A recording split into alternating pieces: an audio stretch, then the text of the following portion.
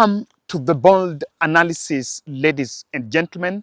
We are bringing this podcast live from Gishuhi in Egerton. This is where we are doing a project to build a house for Mary. And the gist of this podcast is the reaction from President Ruto on Uhuru Kenyatta's statement last Friday.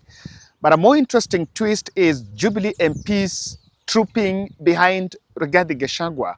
I'm going to bring you more updates and a critical analysis on that development. But of course, we've been here to support Build House for Mary. And we're still reaching out to you. Just understand what we are doing. Mary went to went to Asia to work as to search for greener pastures. She was pushed and thrown from third floor, fell down and broke her spinal cord. So when she came back in the country, the husband disowned her. She lacked support system and could not be able even to foot her bills and even her place. So when a case was brought up to us, we opted that the best solution, and according to her, is to help her get a house. At least akipata mahali anaishi na watoto itaweza kumsaidia. And that's why we've been here since last Wednesday. Today is Tuesday, so I just want to take this moment to add you guys, just to show you guys what exactly we are doing here. And I want my cameraman to walk with me so that we go and join up the team, Kawira and David, who are already inside there. This is house. Yeah, this is the house. And I want us to just come through and show what exactly we are doing. This is door. This is the entrance. Yeah. So I'll want David come this side. So come. So David, this is the living room. Eh? Yes. I want you to speak louder. This is the sitting room? Eh? This is the sitting room. This is the sitting room. Yes, eh? yeah. So this is room number 1. This is room number 1. Yes. So guys, this David is normally in charge of construction, of course, in the whole foundation. Then we are here with Kawira, who was also helping out to make sure kwamba maji imeweza kuingia kwa hii nyumba, and Kawira is going to tell us. So let's go. This is room 1. This is room 1. Can you show them the other room, David? This is room 2. Master bedroom ya mama. I think songa huko so that ionekane. Hii ni room 2. Master bedroom ya mama. Then kuna choo hapa. Yes. Kuna choo. Na kuna ka wardrobe here. Wardrobe, eh? Yeah. Hii ya kuweka manguo zake. Yeah, so that is the bedroom ya mama. Yes. Okay. Yeah. So trust the other room maybe. The other one is here. Yes. This is the kitchen. This is the kitchen, eh? Yes. So hii ndio mlango ya kitchen. Hii ndio milango ya kitchen. Okay. Yeah. So Kamira, you guys move the end.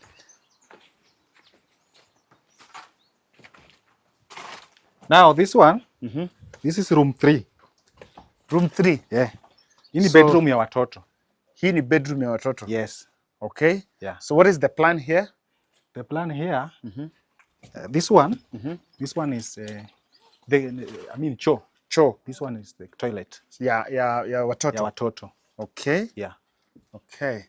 So that's why we are doing that window. Yes. So this one is What? Yeah, okay. Hiyo ni ventilation ya choo. Ya watoto. Yes. Okay. Yeah. Now, so hapa kwa room ya watoto iko na dirisha. Iko na dirisha hapa. Iko na dirisha hapa. Hizo room zingine pia kila room iko na dirisha. Okay. So tuko na window kama 5 windows. Okay. Yeah. Now, so guys, this is a glimpse of what we are doing. David, you were sorted roofing. Roofing. Niko na mbao za roofing. Yes. Are they the ones that trash? Are they these ones? Yeah. Trusses. Hizo zenye wanaweka hapo. You will show us those trusses. Yes. Okay. Then niko na milango na madirisha. Yes. Nimezipata. Yes. Pamoja na mabati. Pamoja na mabati. Yes. Now, so this is what you're supposed to do today and tomorrow, Wednesday. Yes. Then the final phase of this project. The final phase, nitakoroga slab hapa chini. Hapa chini nitaweka slab chini. And then plaster ya ndani. Yes. Ya nje ya ndani ya nyumba. Ya ndani ya nyumba. And then tutaona kama tutaweka tiles. Tiles, eh? Yes. How about the two toilets? The two toilets tutaweka, ndio tunataka kujua kama tutaweka tiles ndani. Yes. Okay. Yeah, so guys, so that is what we are doing. Kawira, come, because there's something you need to explain to us here. So ulienda kwa Narwasco, eh? So you went to Narwasco. Yes. Narwasco ni ya maji. Ya maji. Yes, the one that supplies water within. Okay. Yes. So what was the plan there? So the plan there, we are supposed to apply first. So we present the document, the KRA PN title for this, because she bought this land, and the, what is it called? The ID photocopies. That is the application. Once we have applied, now wait for confirmation. Okay. Whether she qualifies. Okay. Once, so there's a probability of not qualifying. Oh, she will qualify. They were telling me most times the reason why people don't qualify ni kwa sababu there is an issue with the land that they are staying. Either the land haijapata the title deed or everything. But now she has. So ikisha confirmiwa, then we start the process. Okay. Where those guys will come, check from where their main pipe is, which I understand is from the main road, Uja all the way. So they will come, they measure, they tell us what we need to buy, and then we pay the registration fee. Once we've paid the registration fee, now they start the process. It may take 2 to 3 weeks. 2 to 3 weeks. Yes. Now, guys, so that is what is needed, and as I said, I think we already settled on the fascia windows plus the doors and the roofing, that according to David, who is going to remain here, because as we are going to leave David to do this work, this should be done by tomorrow in Makwakwe Meisha. Then on Thursday, to the rest of the week, the rest of the days, ni kupiga plaster, and that is what will be remaining on our end. This is a big house. That is why I wanted to show you guys. Sometimes unajua tumekaa hapa for 6 days. Yes. Yeah, I think the project kubwa sana hii mwaka tumefanya. So, but we pray that we deliver it, because really it is something that is very important for this family. Tumebakisha hiyo. David, what do you need kupiga plaster? Kupiga plaster nipatie budget. Nahitaji simiti. Na mchanga. Yes. Kupiga plaster. Yes, na labor. Yeah. You need how much for that? Wambie. Okay.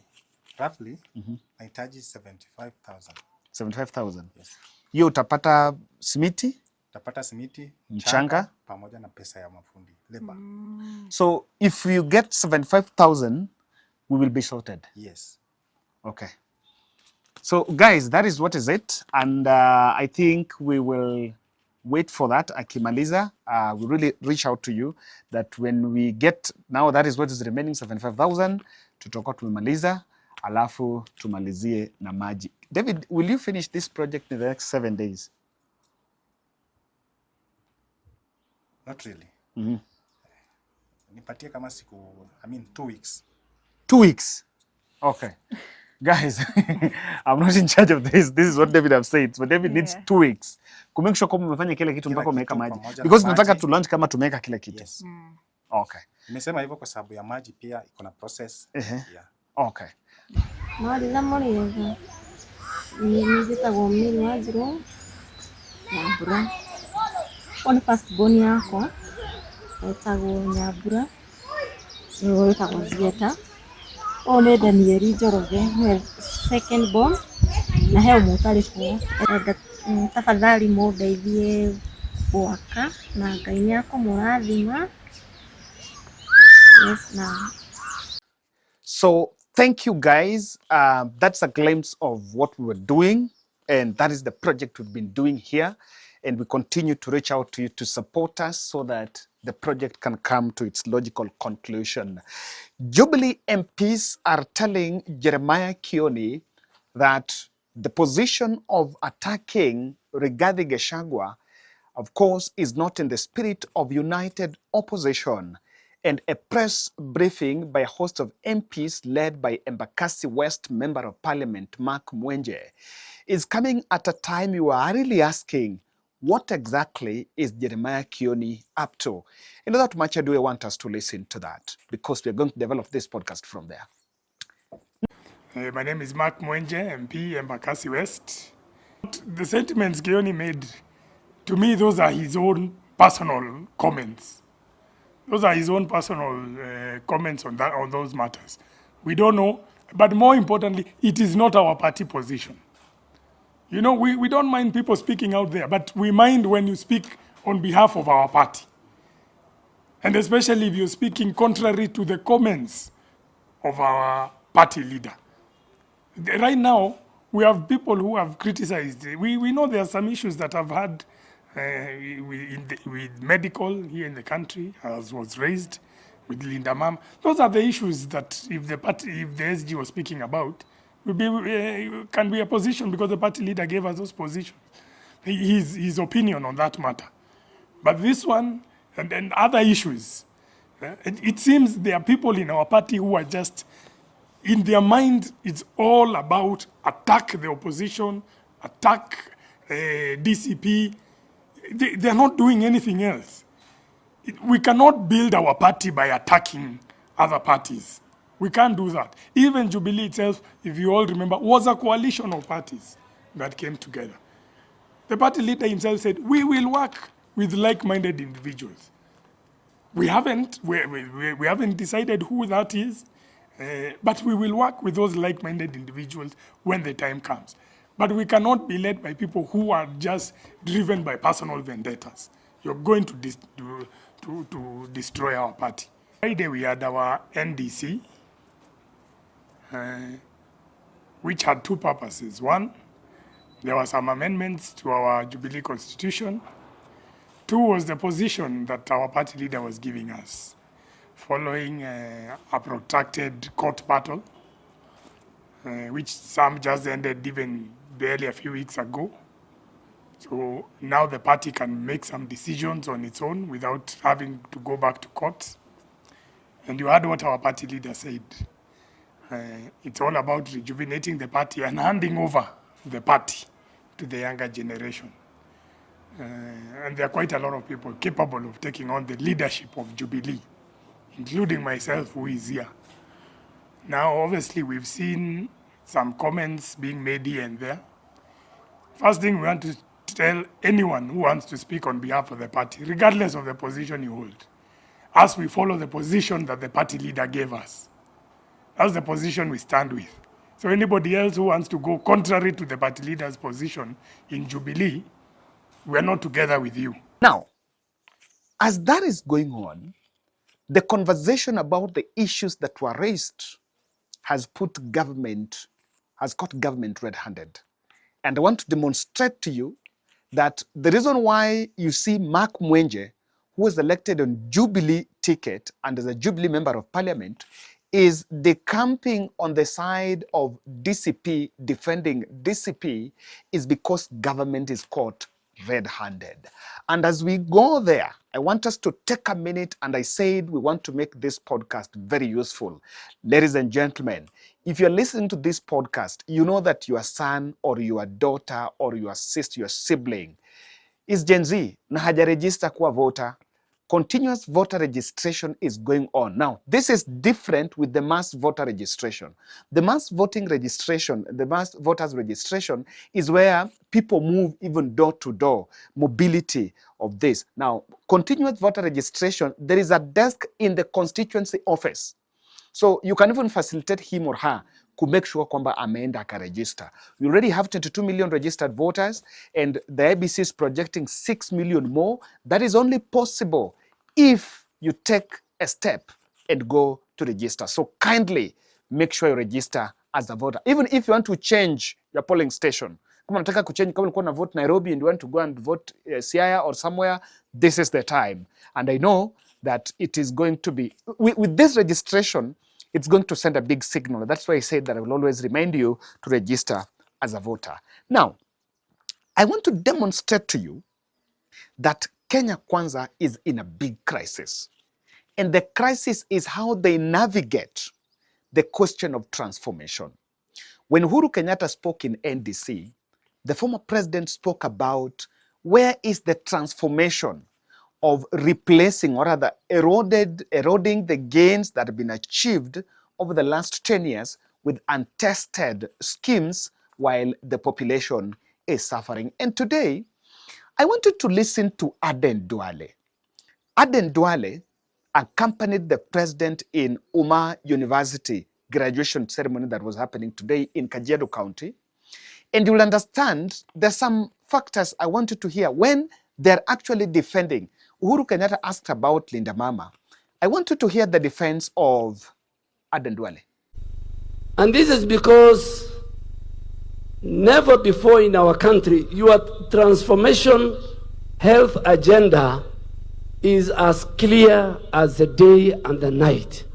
And we really want to ask those who want to critique us on our reforms, whether it's in the health sector, in education, in agriculture, to critique us with the facts and figures, not figures thrown like a pedestrian. And why am I saying so?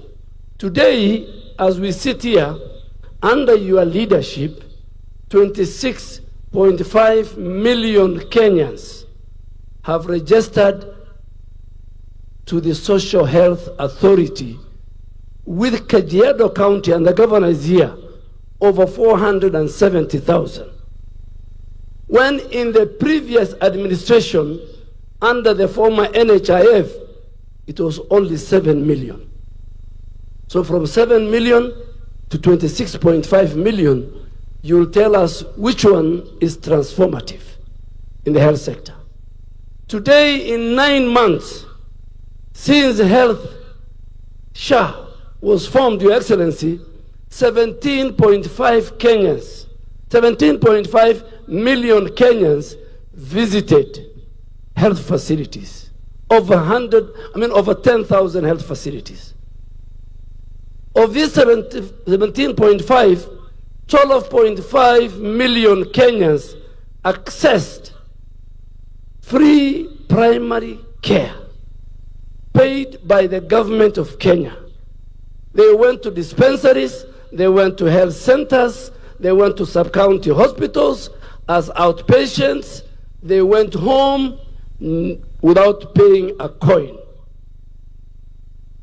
I don't know whether that is transformative or that is reducing the gains somebody else has made. Your Excellency, the other 5 million went through Social Health Insurance Fund by accessing specialized care in our level 4, level 5, and level 6. In 9 months, under SHA, we mobilized 70 billion Kenya shillings. 3 times or 4 times what NHIF could mobilize in many years. But let me come to the animal in the room. The benefits of Linda Mama. Yes, I agree with you. You know, I was looking for an opportunity. I looked at your diary. I saw you are coming to Umma, and I realized this is the best opportunity, so I had to drive 3 hours. 1 hour in expressway. Me and the governor were neighbors. We are residents of Kiambu. The benefits of Linda Mama, as was said, has not been scrapped. Nobody has scrapped Linda Mama. But what have we done? We have enhanced the cover of Linda, of the mother, and added the family, the children. You are only taking care of the mama by giving her 2,000 or 5,000, and they could only access facility. You know, let me tell you, Kenya Kwanza is in a big mess. I don't know why Linda Mama was to make sure wale wa mama wamejifungua rahisi bila kulipa. Kulikuwa na Linda Mama na kulikuwa na NHIF. Linda Mama was a special benefit altogether. Now, Linda Mama was not to reduce mortality rate. You can see the way they're really changing goalposts about it. Number two, yes, Aden Duale is talking about in the defunct SHA, only 14 million were covered. In the current SHA, he's talking about 22 million registered. Yes, 26 million registered. But out of the 22 million, how many are paying? Do you know? The figure is at 4 million. The contributors are only 4 million. So, according to Duale, 26 million are covered. Well, that's not it. 26 million are registered. So is it just about splashing numbers? You will understand, if you listen to that video, that Duale is struggling to justify themselves using numbers, figures, millions. While as we talk today, people are still struggling to get health services. And you'll see the way they are really fumbling. The other day, Kindiki talked about Linda Jamii. Just yesterday, the same Duale was talking about Inua Jamii. Today is talking about SHA. We cannot see the special product for the mother in SHA. What is that special product? What really replaced Linda Mama? It's not there. Okay, if you have, guys, you know, I said I'm not a know-it-all. Just tell me which product in SHA, which benefit in SHA replaced Linda Mama.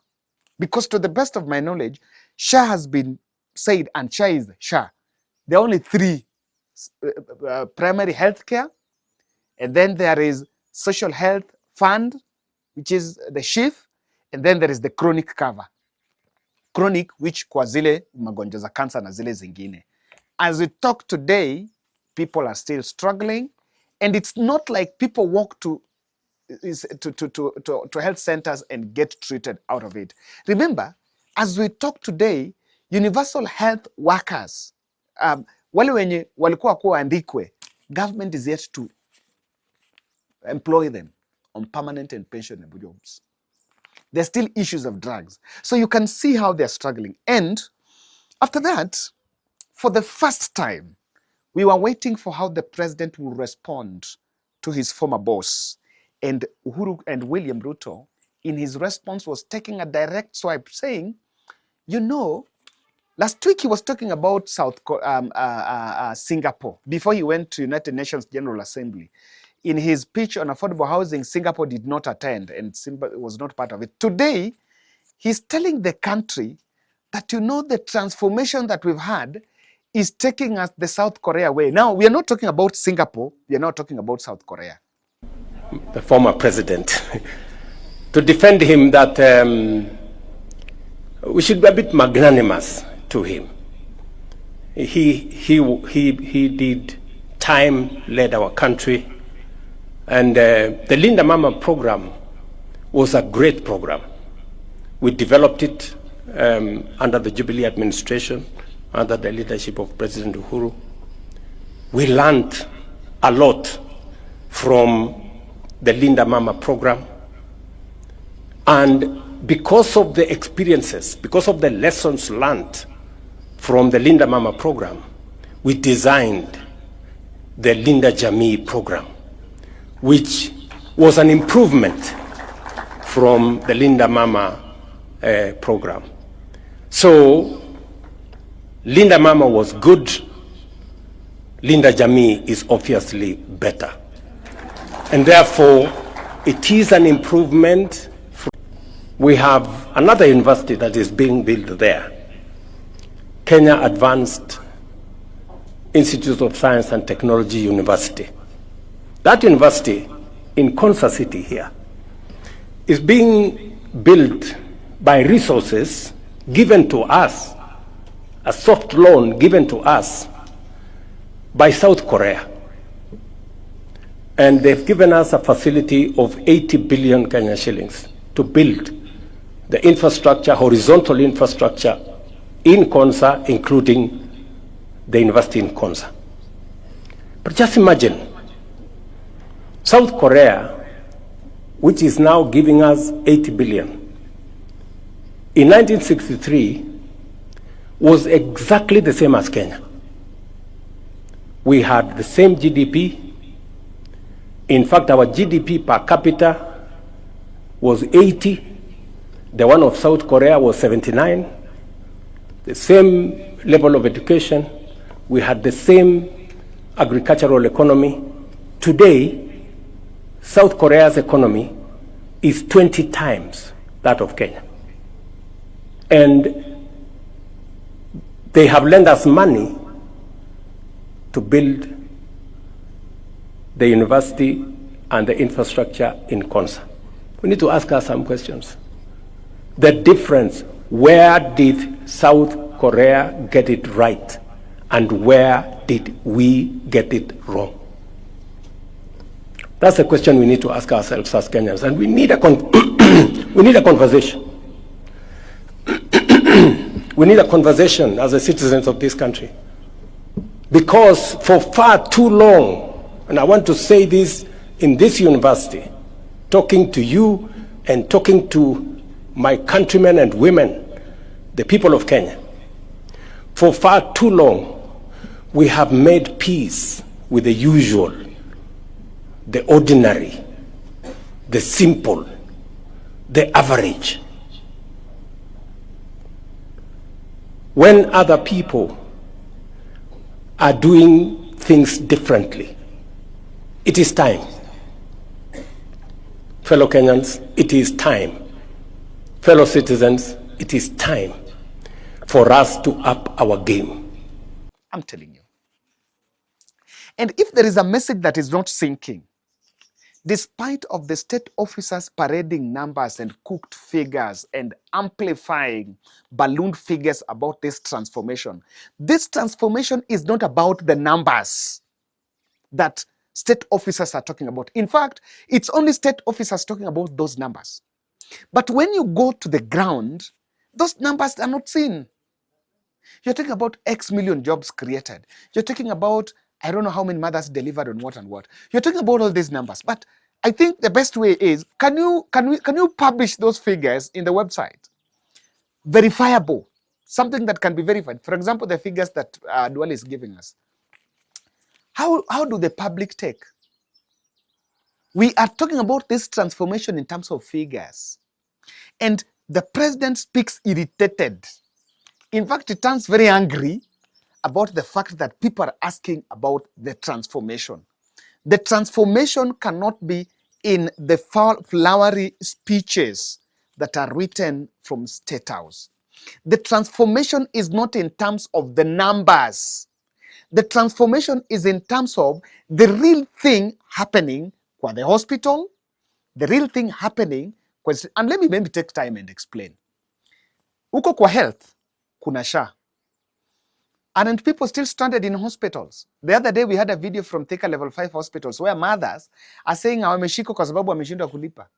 And we're saying there is free.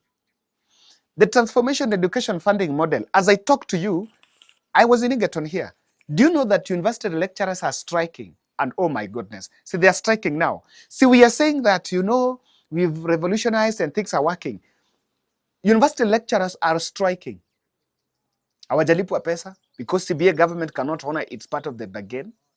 As I talk to you, in the same university, students cannot get help. So those who used to get assistance from help, for them to stay afloat in the school, cannot make it. As I talk to you, do you know that students have dropped out of school? I've heard them saying the fee is between 5,000 to 75,000. Do you know that quite a number of students have dropped out of school and cannot even join? Mimi hapa watu wanajua tunasadianga masomo. So when I'm talking about experience. We have people who get to us telling us, Kevin, mtoto wangu ameitwa Masilibuliro. They need 300,000. They need 150,000. So many students have dropped because of the funding model. Ourselves, guys, you remember, we took a boy to Kirinyaga University.